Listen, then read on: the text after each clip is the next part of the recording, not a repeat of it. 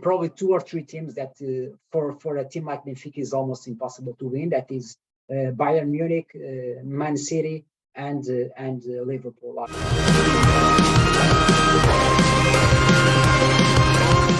How are you looking forward to your trip to Anfield? Are you looking forward to seeing Benfica play against Liverpool? Because Liverpool are looking like one of the best teams in world football at the moment, having one of the best players in world football at the moment with Mohamed Salah. How do you kind of see it going for Benfica? Do you think history can repeat itself again and you can beat them again?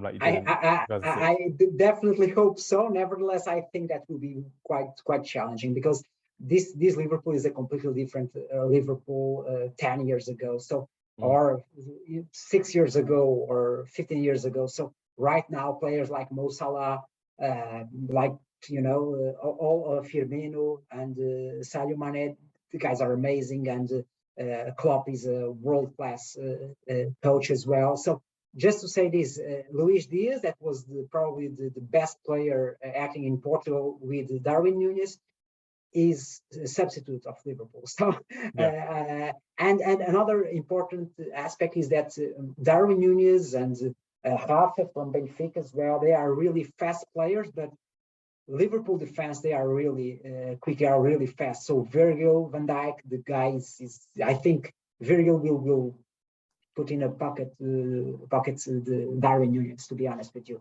With his experience. So I assume that it will be quite difficult. I think one thing that could benefit Benfica is the game with Benfica. I think it's in between City game and another important game to Liverpool, and Liverpool is also trying to knock City from the first place. So I think that could be also important to Klopp. I hope that Klopp think more in City than in Benfica.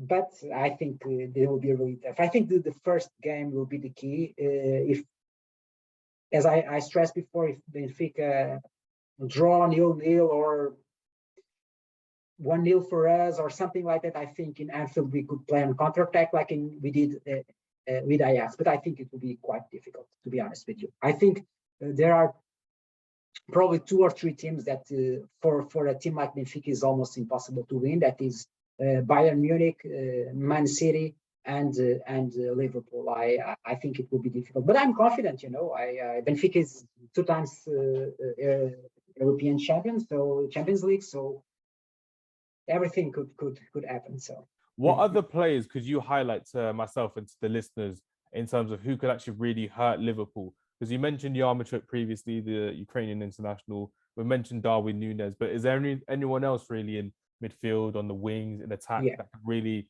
penetrate and really isolate some of these Liverpool defenders? So Rafa is probably one of the fastest players worldwide. So if you look into this weekend goal that he scored against Estoril, it was like I usually recommend everyone to see that goal, because he recovered a ball from a corner, and then he ran from the area to our own area and scored the goal. He dribbled 4 players. He's really, really fast.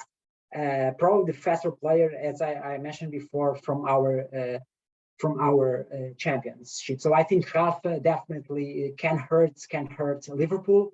I think also a very good player is Julian Weigl, the German international. Is our midfielder, our number 6, but more number 8, but he's acting as number 6. I think he's a really good player. So if you guys will watch the game against Liverpool, try to look into Julian Weigl, Rafa, Darwin Núñez, of course. And there is a player that is a completely forward, that is the Taarabt, Adel Taarabt from QPR.